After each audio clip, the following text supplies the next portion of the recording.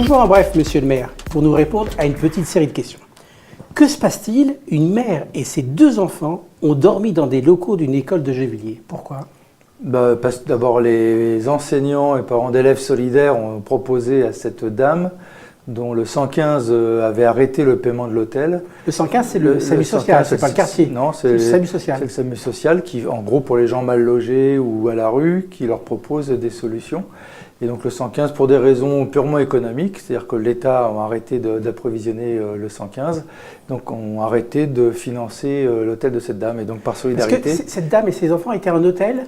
Oui, ils étaient en hôtel, l'hôtel Formule 1. Ça coûte cher, non? Oui, d'ailleurs c'est une des absurdités de l'État. Plutôt que de construire du logement social et de loger les gens, de répondre à la demande, ça coûte plus cher de placer les gens à l'hôtel, puisque c'est 1 000 € la semaine à peu près, quand personne ne paye un loyer 1 000 € la semaine. Alors du coup, j'imagine que les critères du 115 SAMU social, ils ont dû changer, ces critères. Oui, ils ont fait bouger, ils ont fait femme enceinte, enfant de moins de 3 ans. Donc moins de 3 ans? Oui, alors cette dame par exemple, elle a un enfant à l'école Caillebotte qui est en CM2, ou CM2 ou CE2, et son fils qui est au collège Guy Moquet et qui est en 4e, je crois. Ouais. Ils ont tous les deux plus de 3 ans. Oui, donc ils sont à la rue.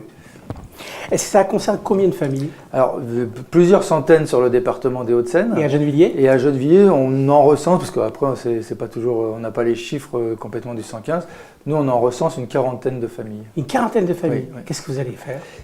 On est en train, avec Elsa Fossillon, d'interpeller le préfet. Sur cette dame, je l'ai interpellée. Ils ont fait des propositions, effectivement, mais c'est des propositions. Alors que cette dame a ses enfants scolarisés à Gennevilliers, ils lui ont proposé à 23 h vendredi soir un hôtel dans le Val d'Oise. Donc elle a dit refaites-moi une autre proposition parce qu'il est 23 h, etc. Et le lendemain, même chose, même type de proposition, ce qui pour elle est pas jouable. Mais ça ne se résout pas. Non, donc avec Elsa Fossillon, on a décidé de faire un rassemblement, et d'ailleurs d'autres qui sont dans cette même situation dans le département, on fera certainement un rassemblement mercredi prochain devant la préfecture. Il y a les parents d'élèves, les enseignants qui s'organisent aussi pour proposer des actions et des initiatives de solidarité. Et je le mets ça en lien avec la manifestation qu'on avait prévue déjà avant pour le logement social, pour le logement social, le 5 juin, parce que ça a à voir avec le logement social. Si on ne manquait pas de logement, on ne se retrouvait pas avec des familles dans cette situation. Monsieur le maire, j'imagine beaucoup de personnes qui vont vous poser cette question. Et si le préfet ne fait rien, vous, monsieur le maire, qu'allez-vous faire? Nous, on continuera d'agir parce que en direction de la préfecture et de l'État, parce que ce sont des familles relogées par l'État. Vous comprenez bien que dans cette question, les gens qui vous demandent, est-ce que vous allez les héberger? Donc j'ai fait un communiqué très clair sur ce point de vue. La ville ne relogera pas les personnes logées par le 115 à Gennevilliers. Nous avons 800 domiciliations de gens qui sont de l'extérieur. Le préfet a donné l'autorisation à la Croix-Rouge, alors qu'il ne fait pas dans d'autres villes. Si on a des records de domiciliation, donc si... Vous pouvez nous expliquer en 2 secondes les gens qui sont à la rue vont voir la Croix-Rouge et on leur donne une adresse. À partir de cette adresse, nous sommes obligés de scolariser les enfants. Et donc on se retrouvera dans une situation, si on reloge, que sans fin, les gens qui sont demandeurs de logement à Gennevilliers n'auront jamais de logement puisqu'on relogera toutes les personnes relogées par le 115. C'est d'autant plus dramatique que l'État, le conseil départemental nous refuse des subventions pour construire des logements sociaux, la région nous refuse des subventions pour construire des logements sociaux, l'État nous dit qu'on a trop de logements sociaux. Toutes ces personnes qui nous disent qu'il y a trop de logements sociaux font rien dans leur propre ville où il y a des gens de leur majorité pour construire du logement social et par contre utilisent le 115 pour mettre les gens mal logés à Gennevilliers. Donc c'est pour cela que je suis très clair et net, il n'y aura pas de relogement à Gennevilliers. Par contre, nous agirons en solidarité avec ces personnes parce qu'elles y sont pour rien. Ce n'est pas elles qui sont responsables de ces polémiques entre institutions. Et on a compris, vous avez fait une manifestation le 5 juin. Alors, la mission locale va voir sa subvention nationale diminuer. Et à danger ou pas que la mission locale survive ou elle va pouvoir continuer à faire face avec moins d'argent? Pour être franc avec vous, dans l'immédiat, pour la mission locale de Gennevilliers n'est pas en danger, donc elle continuera son activité normalement. C'est déjà une bonne nouvelle. Oui, c'est l'essentiel, je dirais même. Mais ce qui est de scandaleux, c'est surtout avec peut-être que ce ne sera pas le cas pour la mission locale de Nanterre et de Colombes, qui sont dans la même situation que nous. Et ce qu'il y a de scandaleux, c'est que c'est dû à des critères qui ont changé.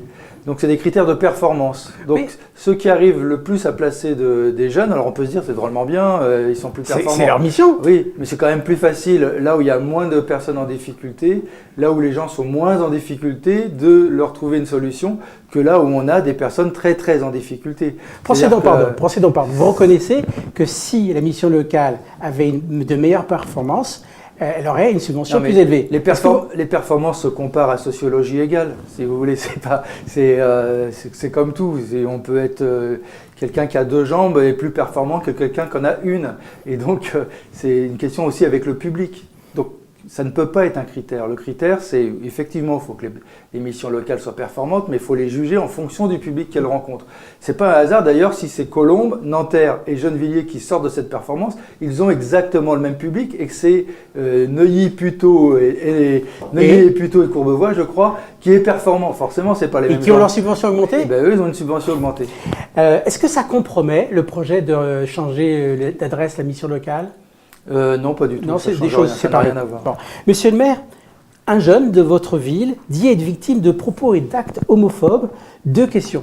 Est-ce que vous êtes solidaire de ce jeune ou est-ce que vous êtes prêt à examiner avec lui comment lui rendre son quotidien plus normal pour une vie en toute liberté, ou alors vous considérez que c'est une affaire personnelle? Ah non, ce n'est pas une affaire personnelle. Moi, je lutte contre toutes les discriminations. Vous allez l'aider, lui? Et donc, d'abord, je combattrai l'homophobie en règle générale. Et donc, à partir de là, si ce monsieur, et malheureusement je le crois et je le reçois prochainement, pour voir avec lui tout ce qu'on peut faire pour l'aider. Je le reçois avec Elsa Faucillon, d'ailleurs, tous les deux, parce qu'on pense qu'il faut mettre du poids pour l'accompagner, l'aider. J'ai rencontré la commissaire de police aussi pour comprendre cette situation, et nous ferons tout pour l'aider lui personnellement, et nous ferons tout pour affirmer dans cette ville que les personnes homosexuelles, hommes ou femmes, ont le droit de vivre sereinement comme toutes les personnes hétérosexuelles.